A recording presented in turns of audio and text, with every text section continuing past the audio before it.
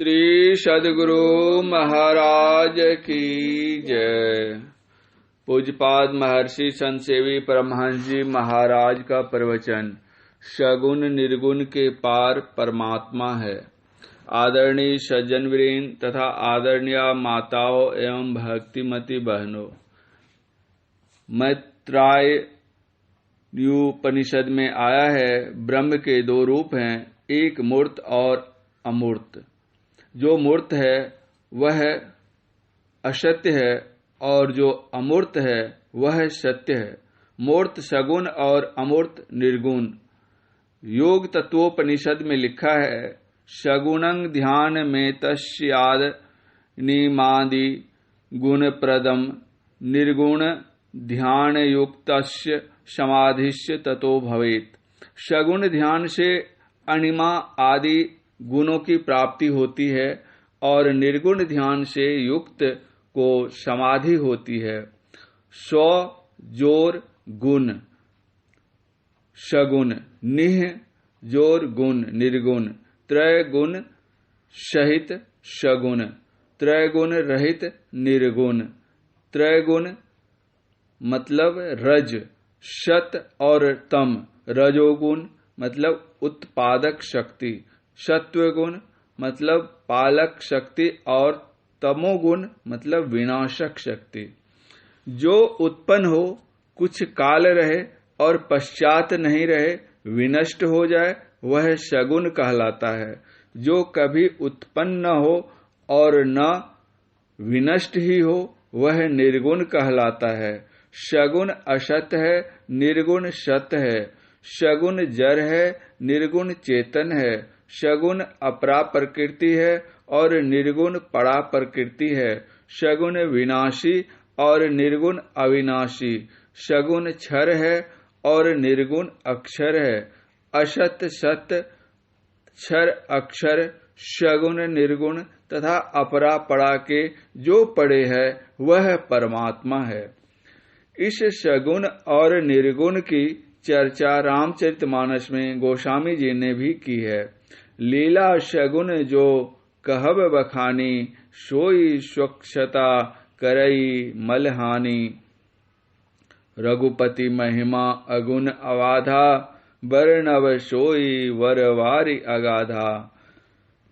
भगवान के सगुण रूप की महिमा जो है वह स्वच्छ जल के समान है। स्वच्छ जल मैल को पवित्र करता है और निर्गुण महिमा के लिए कहा है कि वह जल की अगाधता है। जल स्वच्छ हो लेकिन अल्प हो तो उससे मैल साफ नहीं हो सकती है। बहुत मैल को साफ करने के लिए बहुत जल की आवश्यकता होती है। सगुण रूप अवश्य ही मैल की हानि करता है, लेकिन अल्पांश में, और निर्गुण जल की अगाधता है, बहुत जल है, समस्त मैल उसमें साफ हो जाती है। सगुण रूप के दर्शन से बहुतों के मन में भ्रम उत्पन्न हुआ, लेकिन जिन्होंने निर्गुण दर्शन किए वे भ्रम से मुक्त हो गए।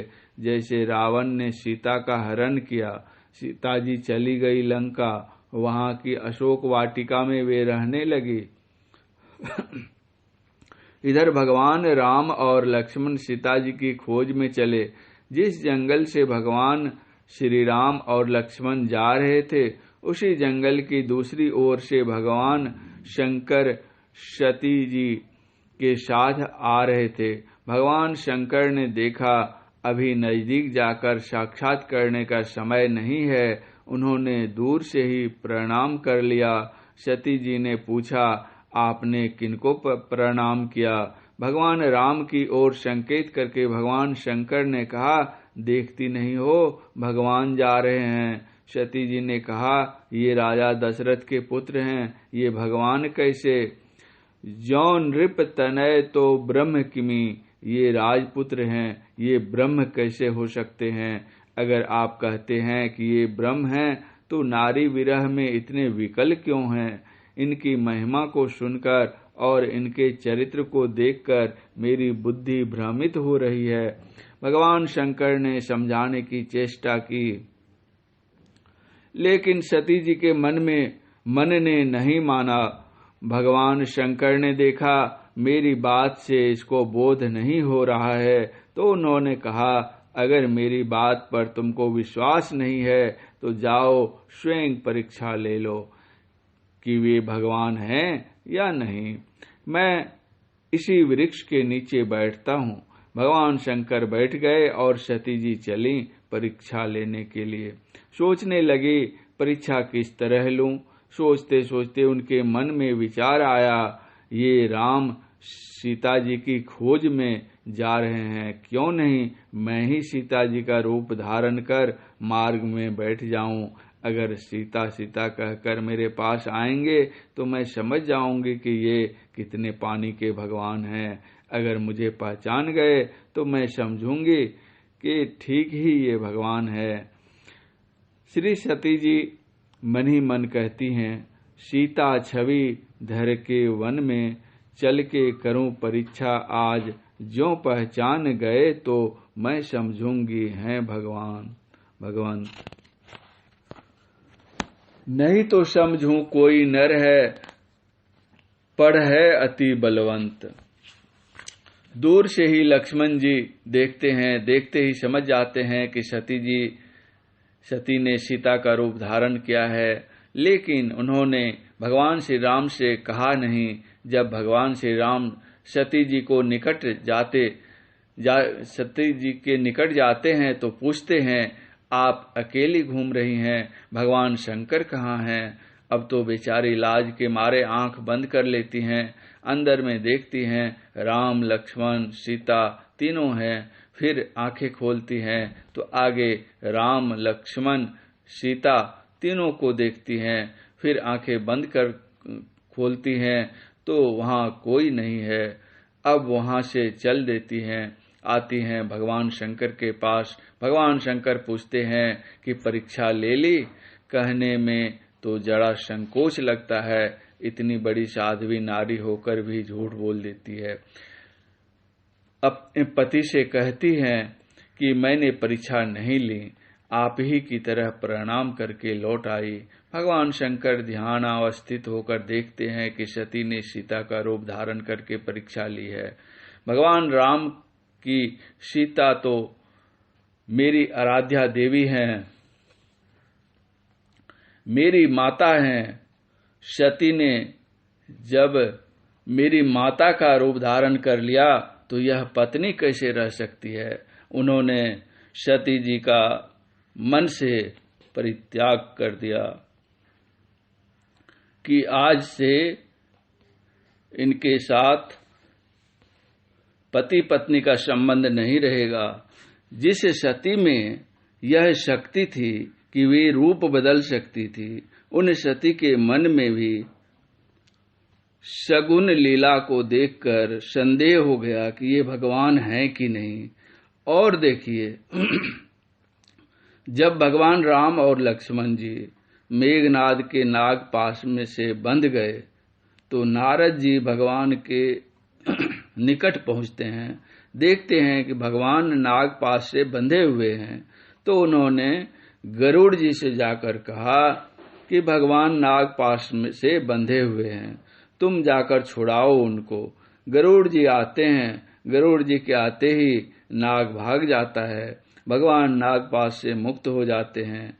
अब इस स्थिति को देखकर गरुड़ जी के मन में भ्रम हो जाता है। वे मन ही मन सोचते हैं, अगर मैं नहीं गया होता तो दोनों भाई बंधे ही रहते, ये भगवान कैसे हैं। भव बंधन ते छूटई नर जपी जाकर नाम, खर्व निशाचर बांधऊं नाग पाश सो राम। उनको भ्रम हो गया। ग्वाल बाल के साथ कृष्ण को खेलते देखकर ब्रह्मा को भ्रम हो गया कि ये भगवान कैसे। उन्होंने गौएं चुरा ली, ग्वाल बालों को चुरा लिया, बछड़ों को चुरा लिया। भगवान ने गौएं बछड़े ग्वाल बाल सब बना लिए। तब ब्रह्मा की आंखें खुली, ठीक ही भगवान हैं। इंद्र के मन में भ्रम हो गया तो व्रज पर वर्षा शुरू कर दी। भगवान श्री कृष्ण ने सबकी रक्षा की। इस तरह इंद्र का भ्रम दूर हुआ। इसी तरह सगुण रूप को देखकर बहुतों के मन में भ्रम हुआ है। इसीलिए गोस्वामी तुलसीदास जी को कहना पड़ा, निर्गुण रूप सुलभयति सगुण जान न कोय, सुगम अगम नाना चरित सुनि मुनि भ्रमद होय।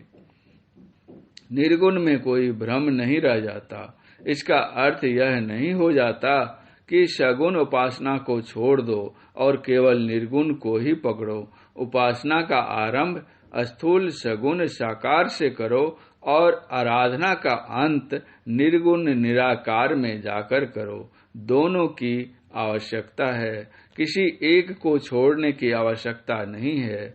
लेकिन यदि कोई जीवन भर स्थूल सगुण साकार को ही पकड़े रह जाए, निर्गुण निराकार की ओर नहीं जाए, तो जो पूर्ण कल्याण होना चाहिए उससे वंचित रह जाएगा। इसलिए संत मत बतलाता है, स्थूल सगुण से आरंभ करो और निर्गुण निराकार में जाकर समाप्त करो।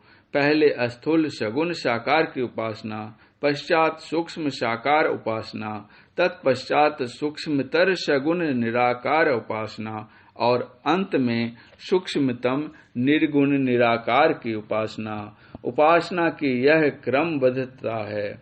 इस तरह उपासना करके परम प्रभु परमात्मा को पा सकते हैं। श्री सद्गुरु महाराज की जय। पूज्यपाद महर्षि संत सेवी परमहंस जी महाराज का यह प्रवचन उत्तर प्रदेश राज्यांतर्गत हरिद्वार जिला के महासाधु नगरी ऋषिकेश में दिनांक 29/6/1993 ईस्वी के प्रातःकालीन सत्संग में हुआ था। श्री सद्गुरु महाराज की जय।